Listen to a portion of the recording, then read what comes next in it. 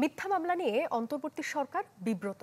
আইন উপদেষ্টা আসিফ নজরুল এ মন্তব্য করেছেন। রাজধানীর গুলশান ক্লাবে সংবাদপত্র মালিকদের সংগঠন নোয়াবের 20তম প্রতিষ্ঠা বার্ষিকীর অনুষ্ঠানে কথা বলেন আইন উপদেষ্টা। বলেন, সাংবাদিকদের বিরুদ্ধে মিথ্যা মামলাকারীদের বিরুদ্ধে প্রমাণ সাপেক্ষে ব্যবস্থা নেওয়া হবে।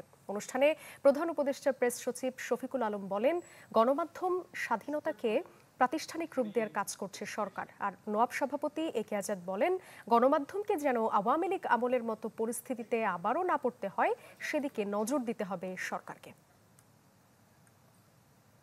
আমি শেখ হাসিনাকে সরালাম, শেখ হাসিনার যে ভাইসেসগুলো আছে, খারাপ জিনিসগুলো আছে, সেগুলি ইন্টারনালাইজ করার জন্য মিথ্যা মামলাকারীদের প্রতি প্রশ্ন আমার থাকলো, এই ধিক্কার থাকলো। আমাদের পুলিশকে কঠোরভাবে নির্দেশ দেওয়া আছে যে সাবস্ট্যান্টিভ প্রুফ না পেলে কাউকে গ্রেফতার করবেন না। প্রথম থেকেই বলছি যে আমরা কোনো ধরনের কোনো পত্রিকা, কোনো টিভি স্টেশন কোনোটাই আমরা বন্ধ করব না।